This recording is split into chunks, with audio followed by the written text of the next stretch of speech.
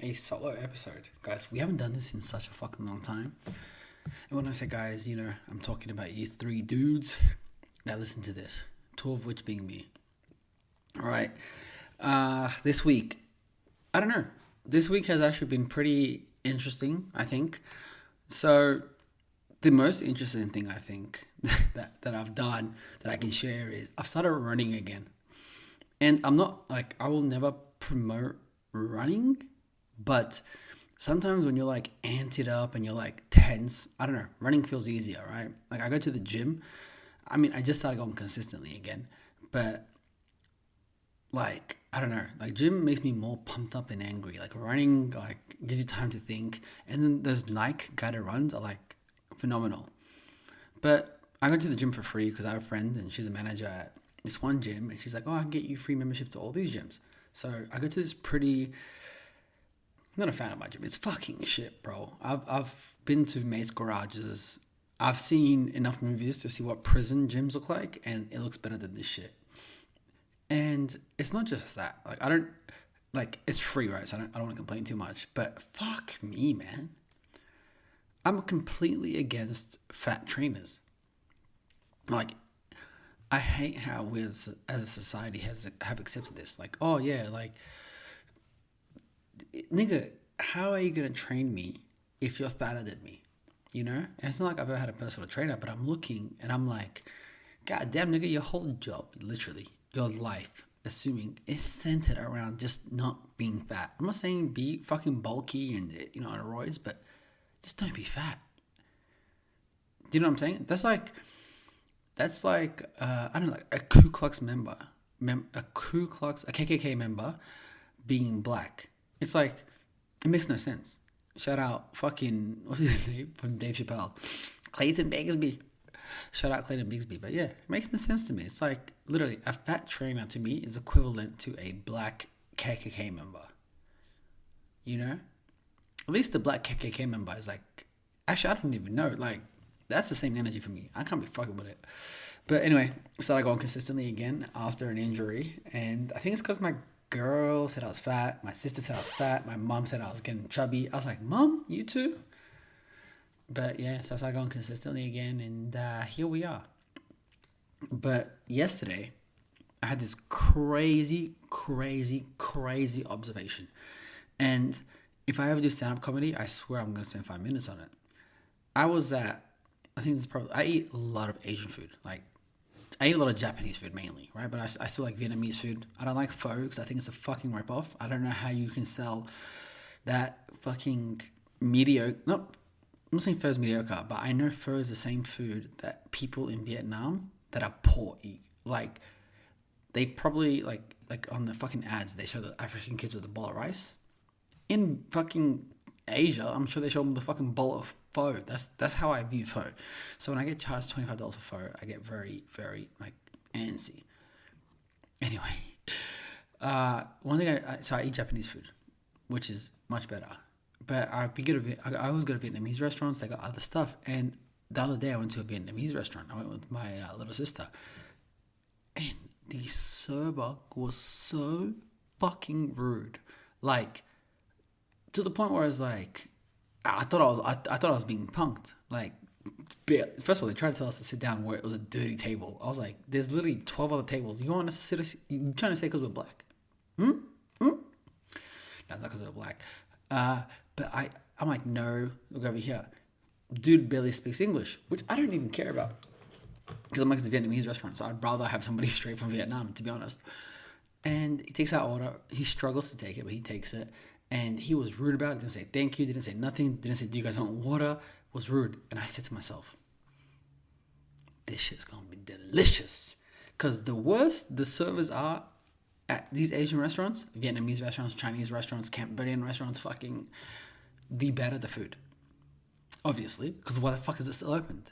That food must be so fire. Every time I go to Asian restaurants and it's a fucking shitty service, they make it up with the food, so you kind of like, you gotta take what you can, They don't even train the motherfuckers. They just say, you hired, go, start working the role. Be a cunt, be a dick, we got it. But this is actually the first time the food was meh, because I don't like pho. I thought I could go there order a salad, but everything was in pho. Everything was in one. They had only pho, and then the other menus, they had two menus, was in fucking Vietnamese. And I was like, God damn, nigga. Like, I try to speak to the fucking waiter. I'm like, oh, God, he don't know English like that. So I'm like, I'm not trying to be here too long. I'm not trying to fucking communicate with your manager too. So I just got some pho. Personally, not a huge fan of pho, period. But everyone at the restaurant was like going crazy. Like, they had a nigga, this one black guy, the only black guy there. He was like in a corner, hidden. Like, I don't know why, but he was like in a one little space and he was like killing that shit. I was like, God damn. Maybe I should have asked what he got. My sister, I think she liked it. But afterwards, I dropped her off home, right? And we got a new family dog. His name is Jamichael. Why did I name the dog this? It's because I named him. Because it was the blackest name I could think of. I hate people that, like, give dogs, like, serious names. If I get a dog, he's gonna be named Cheeseburger. He or she, regardless. You're named Cheeseburger because you're a dog. You'll have a great life. I'll take care of you. But when I drop her off, I see this dog. He is very well trained. He's like a nice dog, a straight Labradoodle, right? And then all of a sudden, I'm like, he's just becoming untrained. So I'm like, what's going on, sis? Like, yo, what's wrong with this nigga? Like, he was toilet trained. He never bothered me when I ate. When you guys bought him, like, why is he, like, regressing? I haven't seen a dog regress in a long time. And then she was telling me, like, yeah, I've been slacking, which is, okay, whatever. But he hasn't got a haircut. And I said, just because he got the blackest name possible, doesn't mean this nigga gotta have dreads, bro. Because at this point, he can't even see over his eyes. I'm like, yo, like, why is this dog like a fucking neglected dog? Like, you guys treat him well, but fucking earth, go get him cut. Jamichael. He's a good dog, though. Australian Labradoodles, if you can get one, like, get him. I feel like they cost a lot overseas. They cost a lot over here, so fuck. Anyway, I know why you guys are here, obviously, so let's just get straight into it. What's poppin'? What's poppin'? What's poppin'? If you're a first-time listener, just know that in between, like, moments of, where I want to talk, I'll drink. I would smoke too, but it's not really my vibe. So I'm pretty sure what did I title this podcast? Something about dropping out of law school, there's top law schools, I don't know, fuck it. And I think it's more of a venting episode than anything. So if you never listened to it, then good on you, right? Look, as no one knows in this podcast, unless you came here, I went to one of the best law schools in the world. 8th in the world, right? Number 1 in Australia. And after attending it, like, no questions asked. It's very clear why. And I don't know, like, I never thought of myself as somebody that could go to law school, especially since I was a bum in high school. Like, I really was a bum in high school. And it wasn't because I didn't care. I just think they didn't know how to teach me. And I went to university in Australia, but fortunately I'm half decent at soccer and got a scholarship to go to the States. And when I went to the States, I was kind of isolated by myself, and I was just like, I learned really that I could use soccer as a gateway to get whatever I wanted. And it's not because I'm good at soccer. So if you're listening, I guess whatever you're half decent at, I don't know what it may be, like fucking video games or fucking arts and crafts or whatever, I realized I have to just be better than the next person, right? Until a certain point. So I was able to still go out, have fun, drink, I don't know, do all these things because I was just like, I used my brain in soccer. Like, I didn't want to run as much. So I learned how to pass the ball better. I learned how to move better. I was just more aware than most people. And people just suck at sports. I don't know why. They just get nervous. Never get nervous in sports. It's a fucking game, like, literally. I was playing soccer overseas in America anyway, and I had nothing else better to do but study and play soccer. So my grades were very good. Eventually I got into the school called UCLA. And UCLA, as you know, or if you don't know, you've 100% right? You've either went there or you've seen it in the movies or you've seen it in TV shows. And I promise you've seen it one way or another. Beautiful school, great school, fucking academically challenging, right? But I did well and I exited. And when I left, I got into this program called the Law Fellows. They put me in the UCLA Law School, which is again another top law school. And I was like, all right, cool. They basically, you get lectured by the fucking top niggas. And I thought to myself, I was like, okay, I've somehow, from being a high school fucking retard, made it to this position, which is fine. And even the Law Fellows program that I was in was very competitive. So to even get into that program was crazy in itself. As I'm in here, I'm like, holy shit, this fucking dumbass is sitting next to me. Like, I seen him in class. Oh, yeah, him or her in class. I'm like, this is what it takes to get into law school. Or you see somebody that isn't in law school and you're like, holy shit, this is what it is. Like, these are the lawyers of the world. I'm like, okay, maybe I can do this shit. And mind you, it literally wasn't until like my year after the year of UCLA being like, law was an option. Then I got into the program. So eventually I graduate and I started applying for all these jobs and I was getting a lot of interviews. I don't know, my mind was scattered. I didn't know what I wanted to do. So I got this fucking regular smuggler job near my house, and I was like, all right, I'm just gonna get into the UCL like law school because I knew how to get in because now I met everybody there. So I'm like, all right, Howie, on November something, you're gonna start studying for a whole year and take the LSAT, this and that. All of a sudden, COVID happens, and Melbourne Law School, which is actually ranked higher than UCLA, we're not, Melbourne back here, Melbourne in Australia. They're like, oh, we don't need fucking LSAT. So I was like, all right, it's all based on grades, like a holistic thing. And my grades were like very good, right? Coming out of UCLA, and then they rank you university, which mine is ranked higher than most people. So I apply, I get in, all happy, right? Everyone's like, what the fuck? Like, you got in? I remember people were like, oh, they were surprised. And to be fair, you had every reason to be surprised, right? The last thing you remember of me is like 18, 19-year-old Howie, like fucking lit on the couch. It is what it is, right? So I do law school. So, people are surprised. Like, oh, this guy going to law school here. But, I guess if you have social media, you see my journey, you're like, oh, he's, figured out his life. And one thing about Melbourne Law School is they have earned their reputation.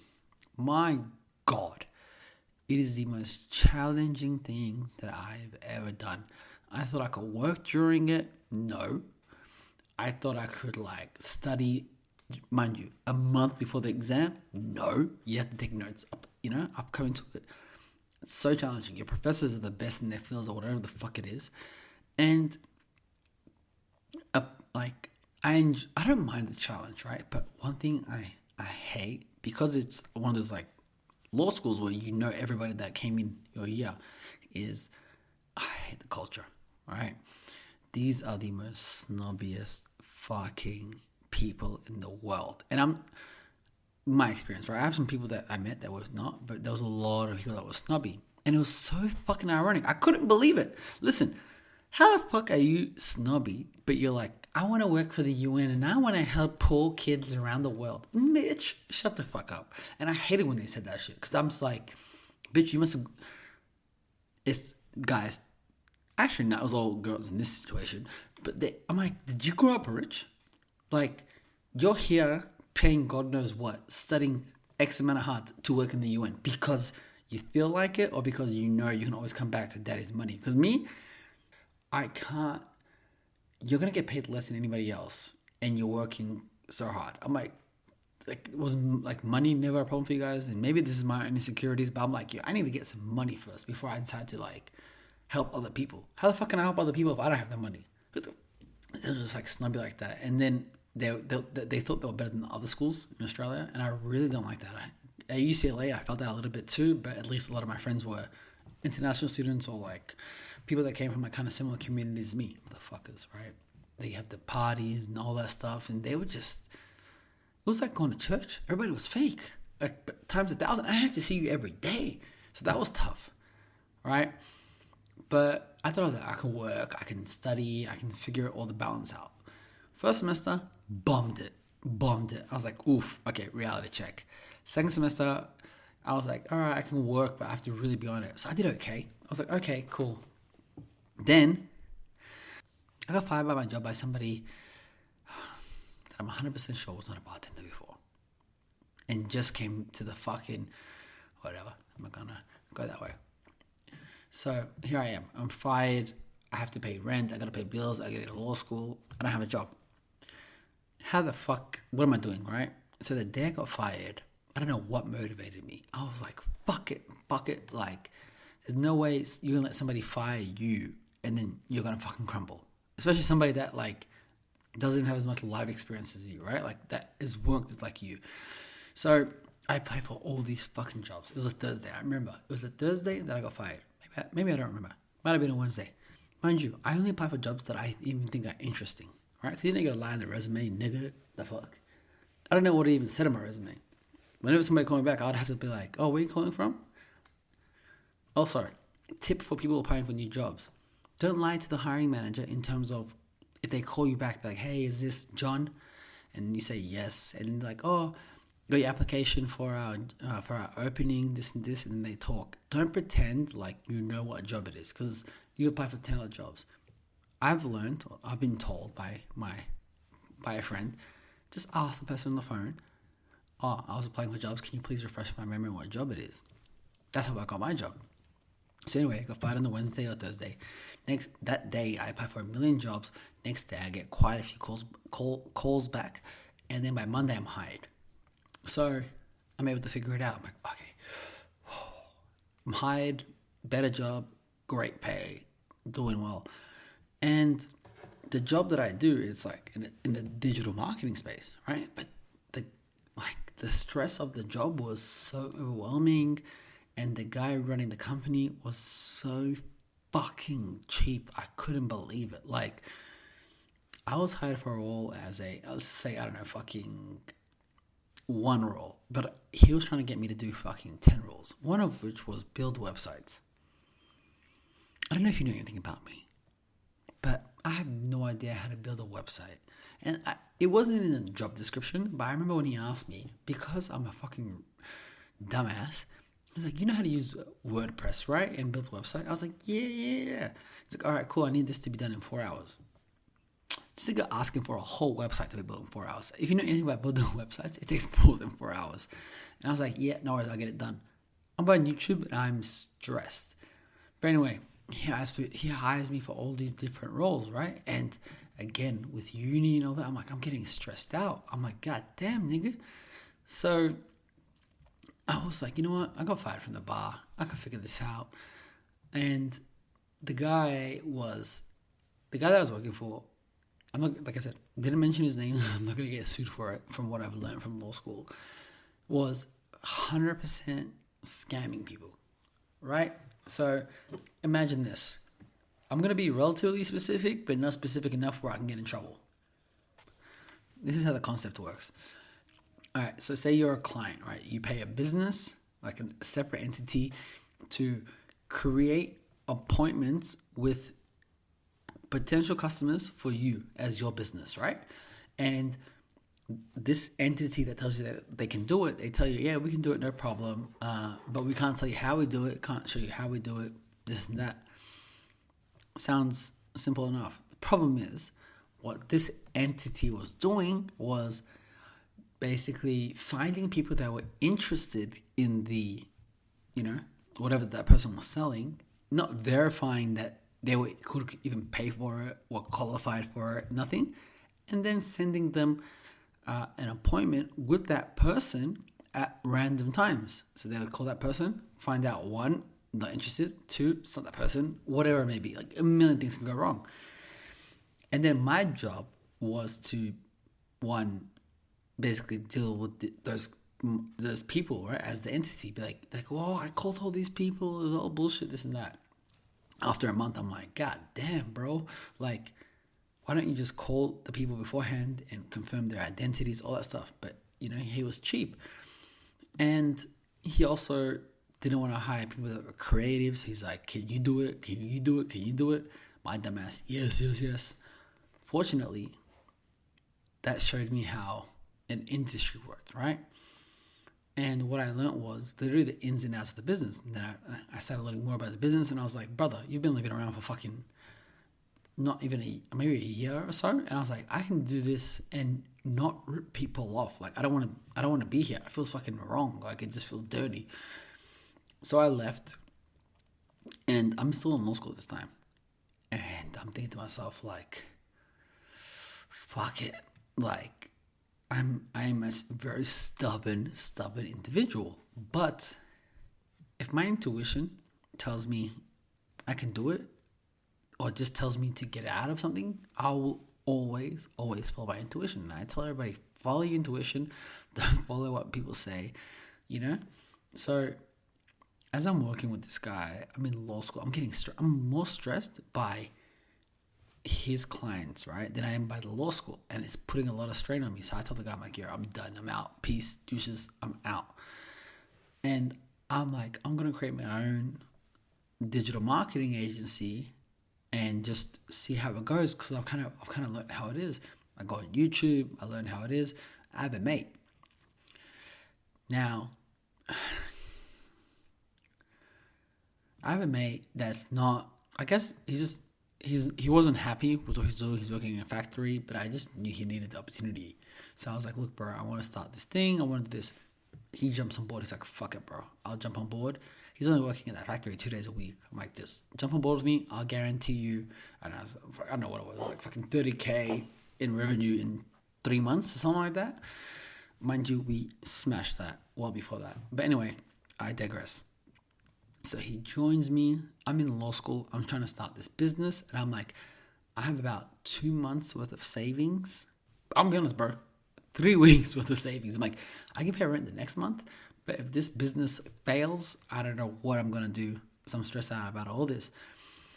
So he's like, yeah, I'll jump in with you. So we start the business and we start to do relatively well. Like we start getting clients. All these people are very interested. Let me say that. But the problem with starting a business is you need a website, you need a reputation, you need all these other things. We had none of that. We were trying to sell a product over the phone. I remember everybody was like, are you guys fucking scammers? This and that. I was like, bitch, if you came in now, our introductory prices, let's just say for package 1 was like 500. Now we're 5 months into the business, or about to be 5 months into the business. That same $500 package is going to cost you, that's in the 4.5 months, almost 4 months, almost 4.5 months, whatever it was. It's very relatively new. So we were dealing with that, right? And it was stressful, even more stressful than before. But at least I had a gut feeling it'd work. And I'm like, I told him, I was like, bro, I need to go to class on these days. So I was going to class, but my mind was so checked out. And I thought to myself, like, after the second week, we got 2 clients or 3 clients. And that was enough to pay my rent for the next month. So I thought to myself, like, yo, what am I doing here? Like, can I drop out of school? I think that's when I checked out of school. And I just committed more times to the business and all that. And then next thing I know, I missed like 3 weeks of classes. And if you know anything about a JD program, a Juris Doctor program at law school, 3 weeks of classes is like consecutively is fatal. Like you're gonna fail the class. You are 100% gonna fail the class. And I told myself I'm gonna come back, but I missed 3 fucking weeks. Like at that point, enough money to break even. But after 3 weeks, I'm like, if I make enough money to break even and pay my boy, we're doing something right. So what people don't know, that even know me personally, is by week 4, I probably knew I was never going back to law school. Because one of the biggest things about law school or just lawyers in general is logic is key. Like you take your feelings out of anything and use logic. Things might not be fair, but that's just the way they are. So I tell like my mom on month 2, fuck it, I'm done. Not in those exact words, but it's like, yo, I'm done. I'm out of law school. I'm going to pursue this business. And my mom was like, oh, like, I don't know. I don't know if you guys got the vibe before, but I'm a black sheep of the family. And I have a lot of like high educated cousins that get well paid. But she was just like, oh, fuck. I could tell. She was just like, oh. She couldn't say no or like discourage me, because then she's like, he's going to do it regardless because I'm stubborn like that. But she wasn't too happy. a lot of friends were like, do you really want to drop out? Like, you only have like 2 more years left, this and that. And one of the biggest things for me, right, is I hate being fucking patronized. And when I mean by patronized is like, when people ask me like, Howie, are you sure you want to drop out of law school and pursue this business? But they're not at Melbourne Law School, or they've never completed a fucking JD. And not even at Melbourne, at any level. They couldn't, because they fucking can't, because they didn't work as smart as me, not even as hard as me, as smart as me to put myself in that position. So to insinuate that I am making a decision to drop out of law school without thinking about it twice, of a generic feeling like, oh, you could just finish 2 years part-time. Like, do you think I really just made this irrational decision? You think somebody that thinks like this could somehow get decent, like just get into this school? The whole point of law school is logic, right? If you went to law school like me, and then you now have a successful career and you tried a business and you tell me, hey, Howie, X, Y, and Z, I'm okay. I will listen. My hands are up right now. I will listen. I'll take your advice on. Even if you've completed law school and you earn X amount of money, I will listen to you. But if you can't even comprehend getting into law school, how the fuck can you tell me like anything about it? I start this business. It starts doing well. I'm missing classes 4 weeks, 5 weeks, 6 weeks. Now what? I ask another mate to join. I'm like, bro, I'm in a position where I have a thing, you can join. And this other mate, he's making good money. Like, I don't know, more than 6 figures. No, in the 6-figure range, but yeah. So, and he looks at the numbers, he crunches it down. He's like, I don't really understand the product itself, but I see the numbers and they're doing well. So he jumps on board. And then we're still doing business 2 months in, 3 months in. We've now smashed what I told my boy after 4 months, we're going to make, we've smashed that by month 2. I add my sister to the team. Everything is going well. So I come to the realization I haven't gone to class in like 8 weeks. Exams are coming up. I don't have anyone to talk to about this, right? Because like no one, I don't think, has been in that position. But one thing, again, like I said, it's logic, right? It's logic based. And I'm like, I don't think I could ever in my life make this much money as a lawyer than what I could possibly do in 3 years with how we're moving. So I make the decision. Fuck it. Like, I can't. It's not like I have passion for this shit. I'm not passionate about digital marketing. I'm not passionate about making other people's businesses successful. I'm not passionate about that. But I see how Australians don't have motivation. I see how Australians are. By Australians, I'm Aussie as fuck, right? But we are relatively lazy, right? Like, people get good jobs, they're comfortable, they live their lives. I'm not okay with that. By live their lives, I mean like live in the same suburb. Fucking hell, could you imagine that? I want to travel the world. I want to never have to worry about money and all that stuff. If I'm a lawyer, will I ever get in that position? Probably not, if we're being honest. It doesn't matter where you graduated from, right?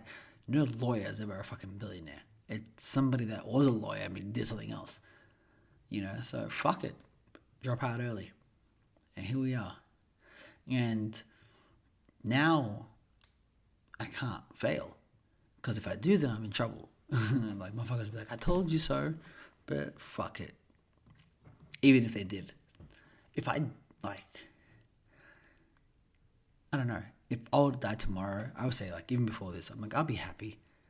If I die 80 years from now, would I regret not going to law school?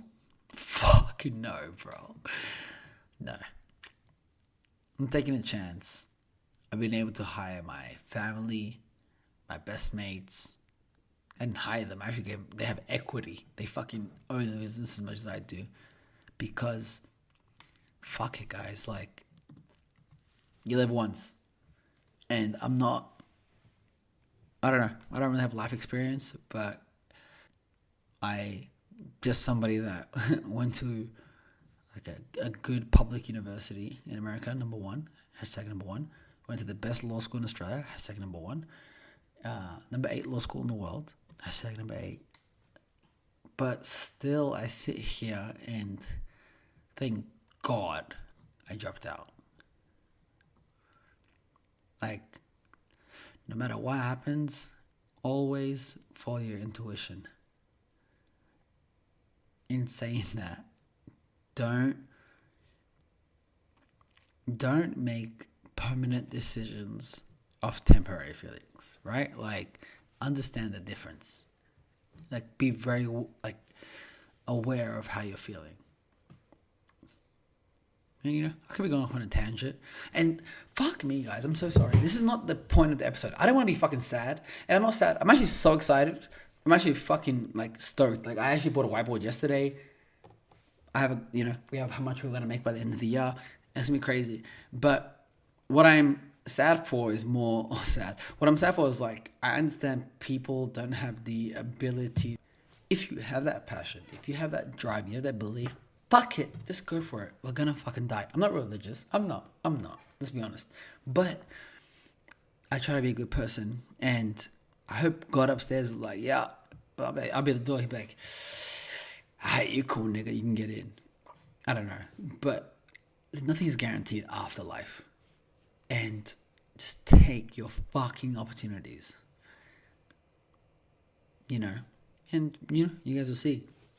A couple of years, if I'm super successful and, we do really well as a company, I will be on Forbes. I'll be like, oh shit, that's that nigga Howie. And then they're going to find the older episodes and be like, damn, we're canceling Howie. But by then, it'll be too late because I would have sold everything. You can't kill me, nigga, I swear that I done died before. Bitch. God told me that I was gonna be here back in 94. Bitch. Chevrolet got that motor. Bitch. Diamonds all on my molars. Bitch. Parking lot, I lift the door up. Bitch. Got your bitch snorting Coca-Cola. Bitch. I can't even roll in peace. All my cars orange and green. I can't even go to sleep. Your bitch keep blowing me. I rep that shit from the 8th.